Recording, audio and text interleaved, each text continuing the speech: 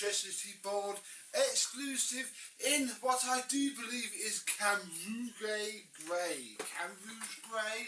I don't know. It's very, very fetching. And if you ignore the good, because yes, there is such a thing as good tape to see on the vacuum cleaner, well, it's looking a heck of a lot better than it did when we first got it, despite the fact that it hasn't really changed too much. We have a few holes to fill, a few things to sort out before we have a look and see how this trashed old elephant came up after a refurb. Let's have a look.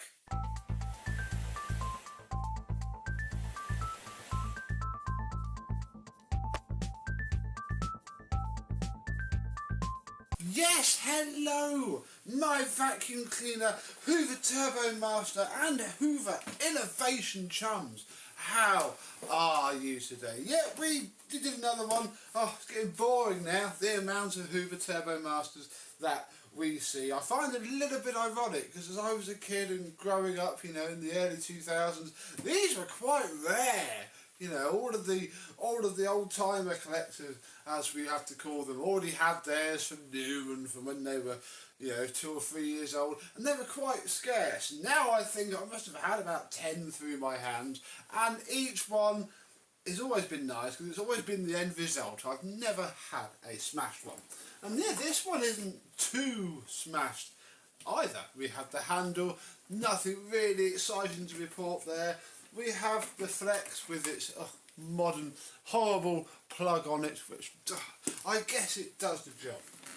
Let's release the cable, because yeah, we have no tools, not a lot I can do about that. What we do have now though, is this very snazzy lower corner. I didn't really look at what was in the box of spares in the before video. I didn't really care, and yeah, it's a pattern style lower cord hook. I mean, crikey, anything's better than nothing, that's fine. But yeah, I've never seen one before, felt it was worth noting.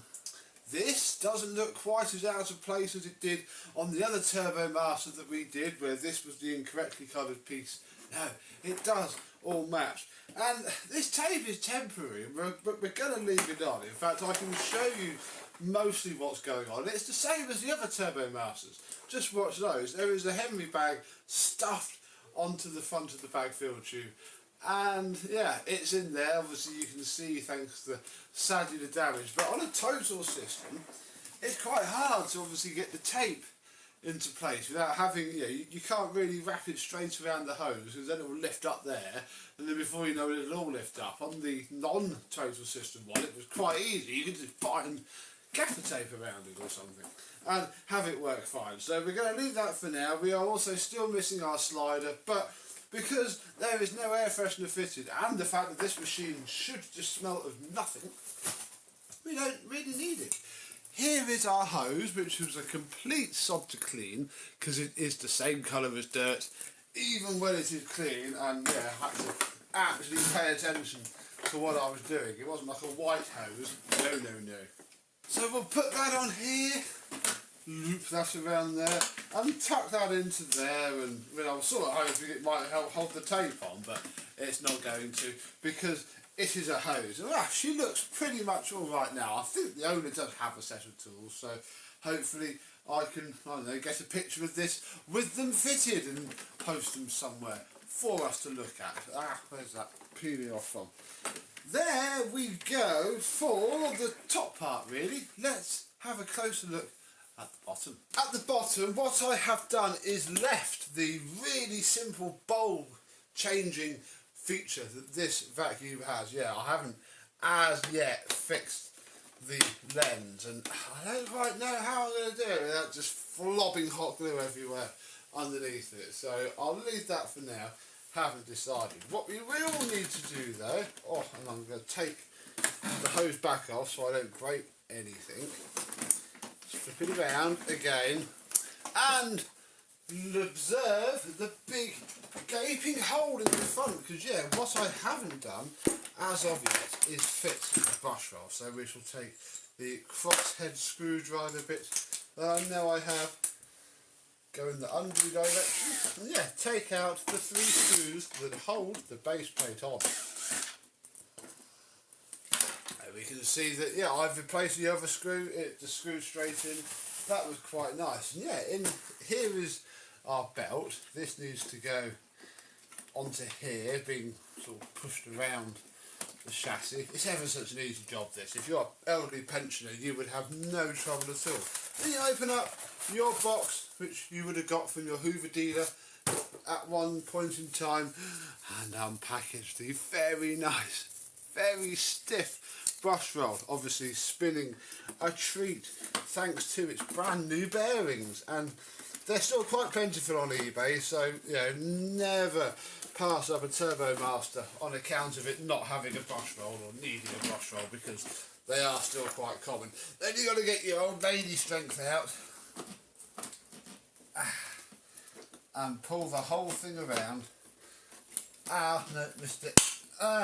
Plastic bracket, there we go, until it all goes into place. And that's the easy belt to change. It's this belt that they tell you not to do, and with that we can begin the scary prospect of actually working out if the belt shifter works, because I haven't done that yet. This has been sat for a few days because I've had my children, and yeah, this is now where I could have another couple of hours work ahead of me, or it's hopefully going to work first time.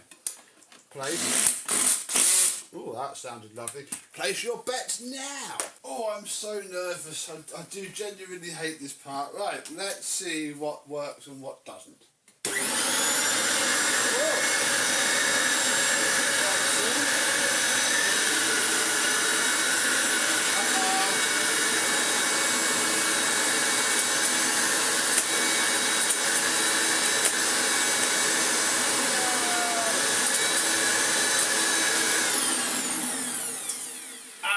Slightly feared. Oh, dang it. We have no brush roll. Now this could be, might be, please be as simple as this. I had the belt all the way over on the idler pulley, and obviously when the vacuum is reclined, it is supposed to be in carpet cleaning mode, and it might just be as simple as it just hasn't quite got the power to move the belt over on its own. The only real way that we're going to check is for me to do that and try again. Flip it upside down. I'm going to plug it back in, because holy crikey, you need to have no plug. If you're faffing around with that, it could be quite lethal. Let's hope again. Well, now it's off.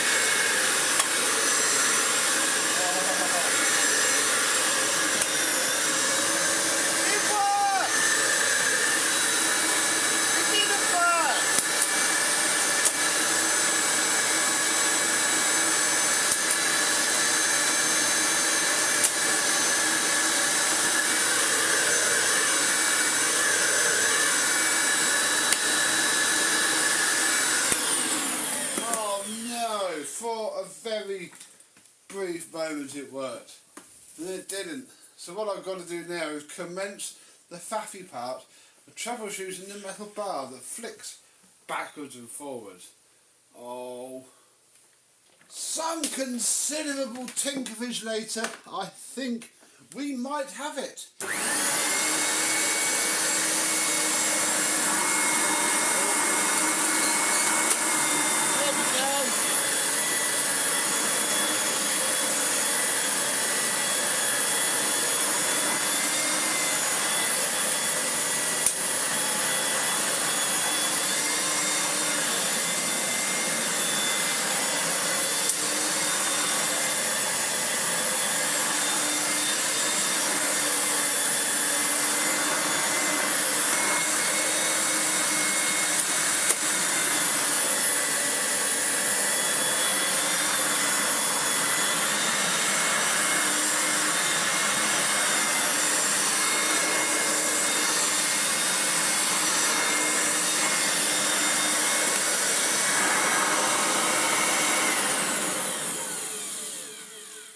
And it's even got an LED light bulb in it, primarily because the one that was in it broke after being turned on and off fairly rapidly, I guess, as I was taking it apart.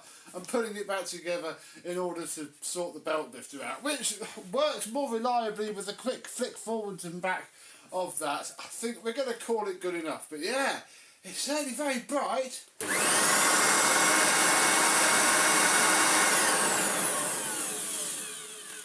But I think it should be alright, folks. It's got to come apart to be shipped anyway. I've done the best I can. And yeah, it sounds and looks really good. It does have a different fan in it. The owner sent me the new one, and you know what, there's not much wrong with this. Physically, I would reuse this, and it's probably still going to go into my spare stash, even though a couple of the threads inside of there did come with itself on the armature. So this would, I think, not perhaps be trustworthy, that it would just spin itself off and destroy itself, which is a bit of a shame. But yeah, the whole thing was very rusty indeed.